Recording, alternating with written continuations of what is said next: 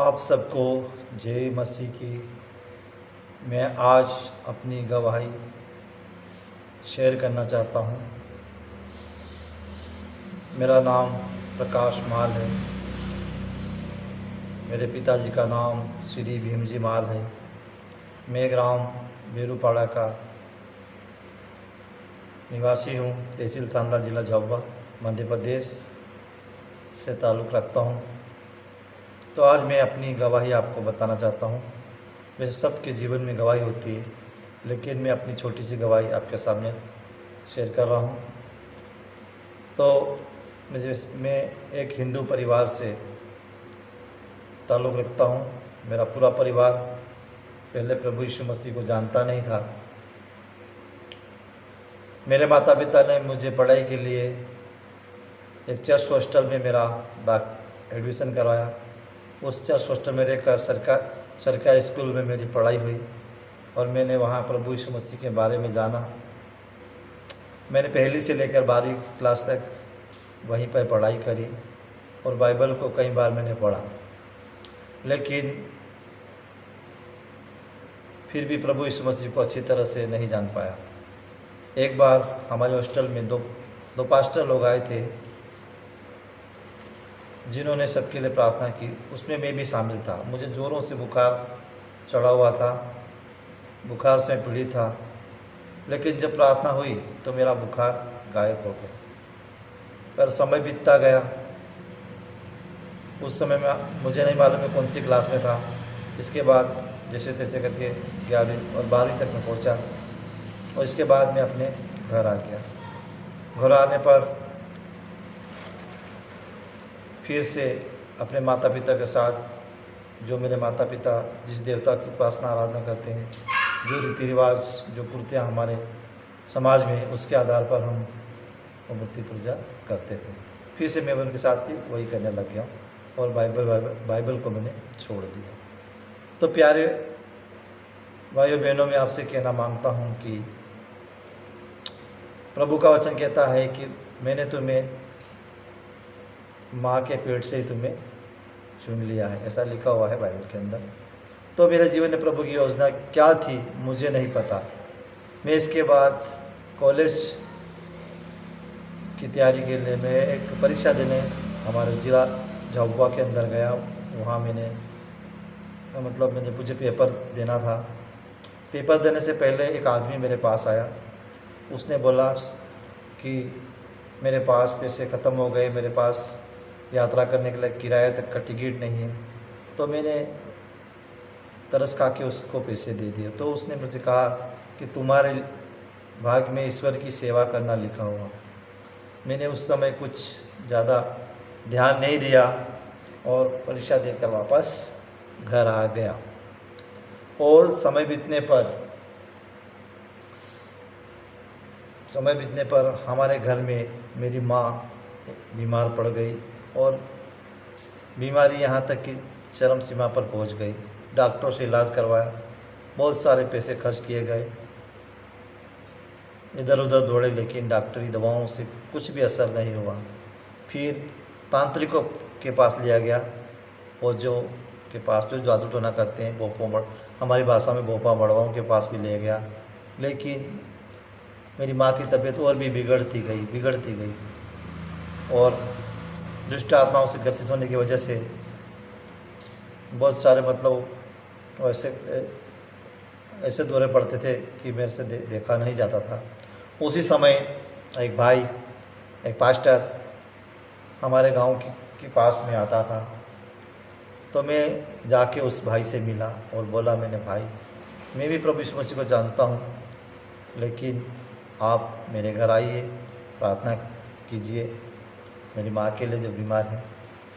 तो वो भाई आने के लिए राज़ी हो गया और साथ में मैं भी था और उसने प्रार्थना की। उसके बाद एक गीत गाया, मुक्ति दिलाई सुनाम, शांति दिलाई सुनाम। तो ये गाना तो मुझे भी अच्छी तरह याद था, मैं भी उसके साथ गाने लगा।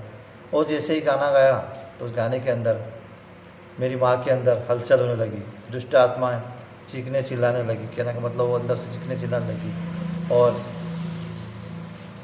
अलग तरह का वो व्यवहार करने लगी। और उसके बाद प्रार्थना की तो उसके अंदर से एक एक करके दुष्ट आत्मा बाहर निकलने लगी। तभी से मैंने प्रभु के बारे में जानने का और अधिक अधिक प्रभु को जानने का मन में विचार आया कि आखिर ऐसा कैसे होता है। मैं उस भाई के साथ संगति करने लगा और उसके साथ इधर उधर जाने लगा। उसके बाद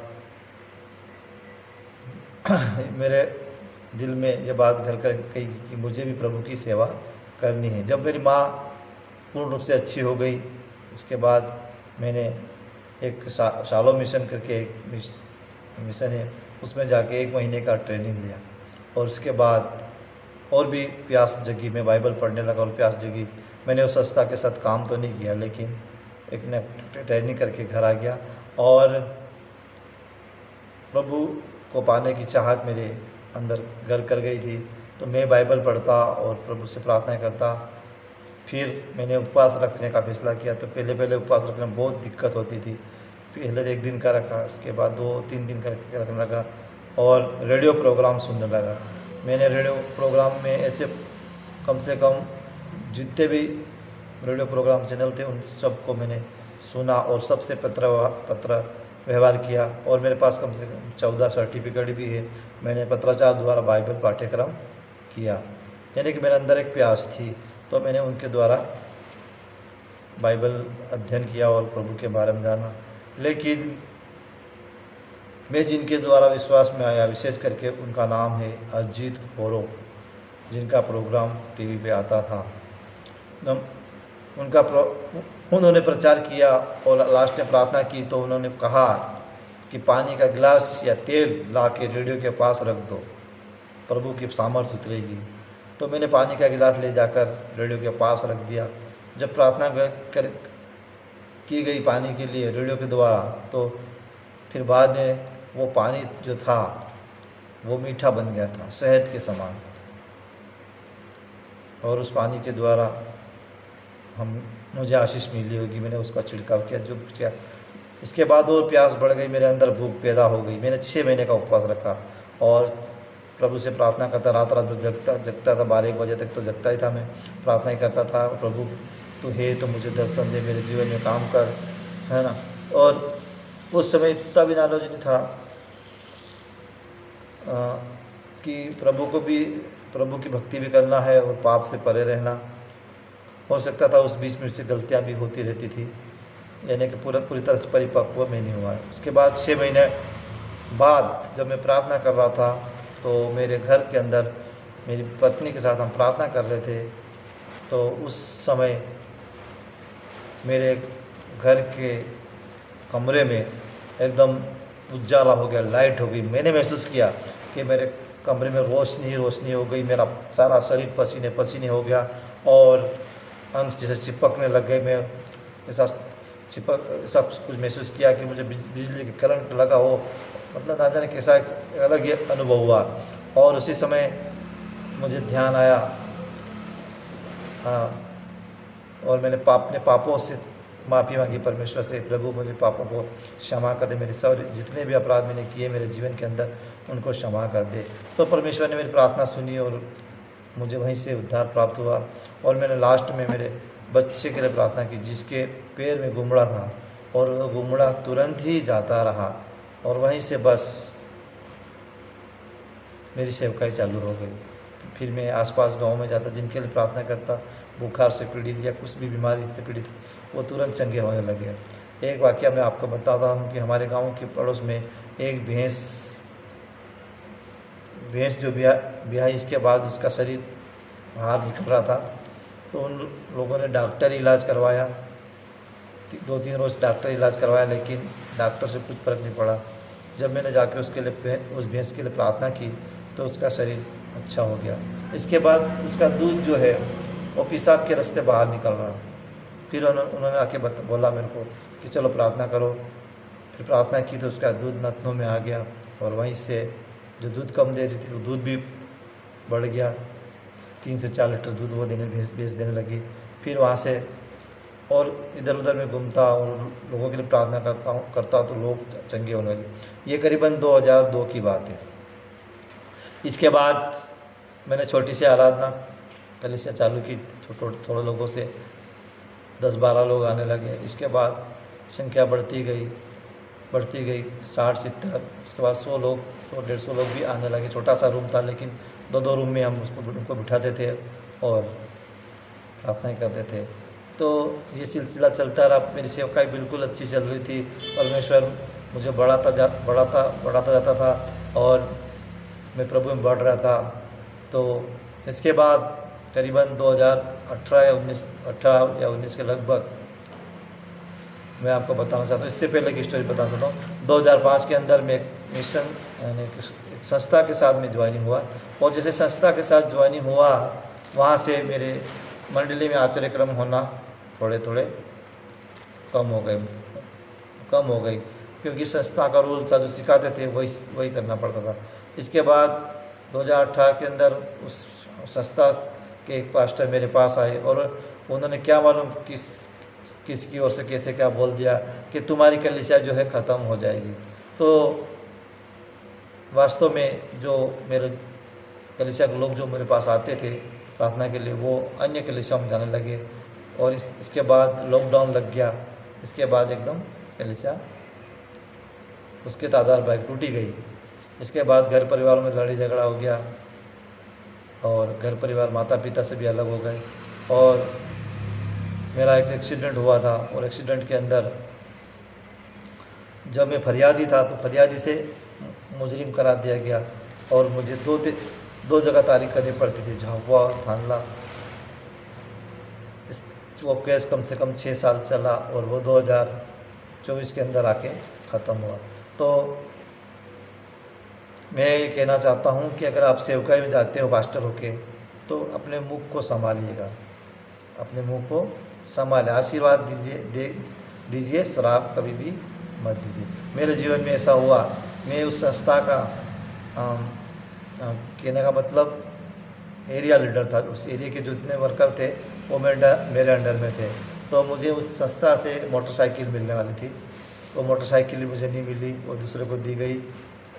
चर्च भी आने वाला था, चर्च भी नहीं मिला, मुझे कुछ नहीं मिला। फिर मैंने निराश होकर हताश होकर मैंने कहा प्रभु का काम प्रभु ही जाने, मेरे को इस संस्था के अंदर काम करना है। मैंने छोड़ दिया। इसके बाद मेरा घर गांव के अंदर है, वहाँ रहते और रुकते हुए मेरे माता पिता से लड़े झगड़ा था। इस कारण मेरे को अच्छा नहीं लगा था, इसलिए मैंने 2 रूम मेरे खेत के ऊपर मैंने बनाए और वहाँ आके रहने लगा। तो मैं आपको बताना चाहता हूँ, यहीं से मेरी सेवा की दूसरी शुरुआत हुई। तो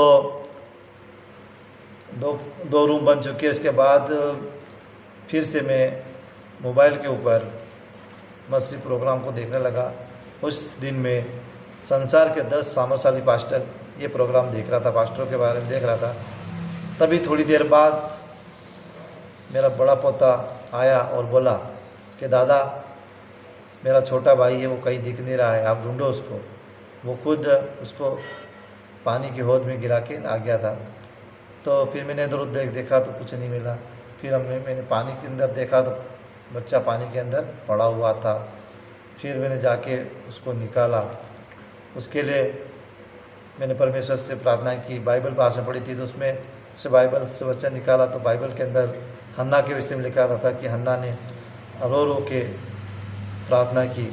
तो मैंने भी उस समय प्रभु से रो के प्रार्थना की, प्रभु से कहा, परमेश्वर कि मेरे खुदा, मैंने जो भी मेरे पाप अपराध किए हैं अभी तक, जो भी गुनाह किया है, गुनाह की ज़िंदगी में जिया हूँ, प्रभु तुम मुझे क्षमा कर, और आज इस बेटे को तो चंगाई दे दे।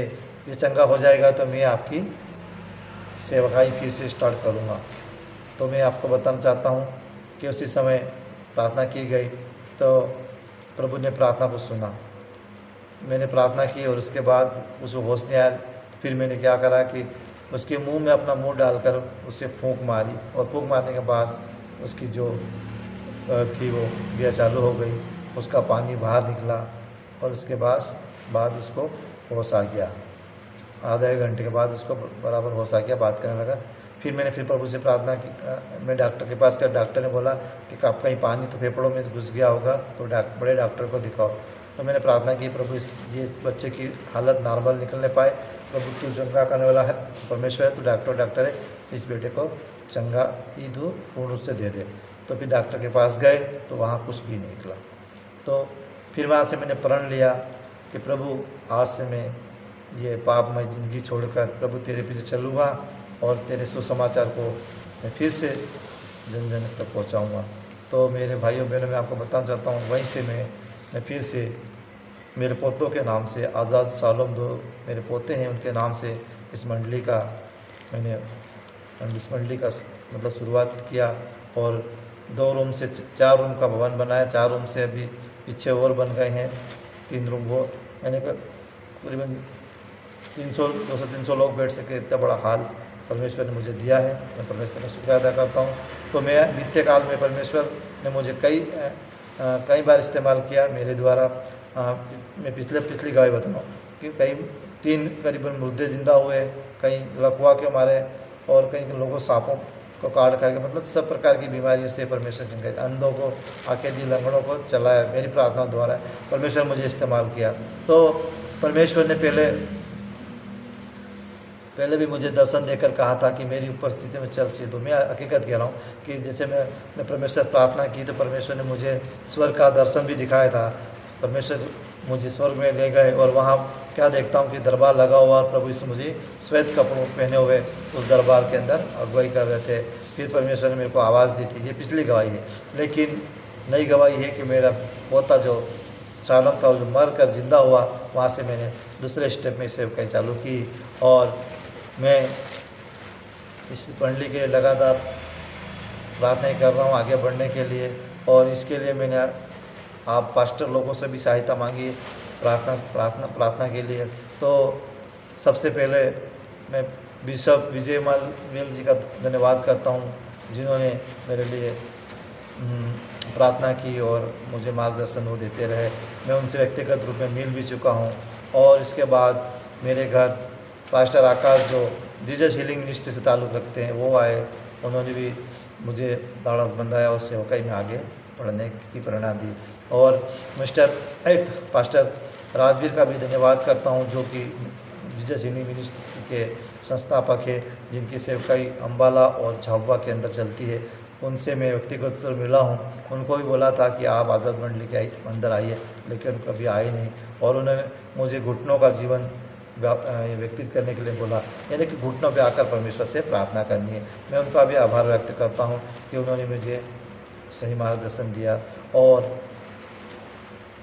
फिर प्रोफेट बजिंदर मिनिस्ट्री के जो मतलब ताल्लुक़ रखने वाले पास्टर शुभम पटेल जी का भी धन्यवाद करता हूँ, जो कि इस कलीसिया के अंदर आ चुके हैं।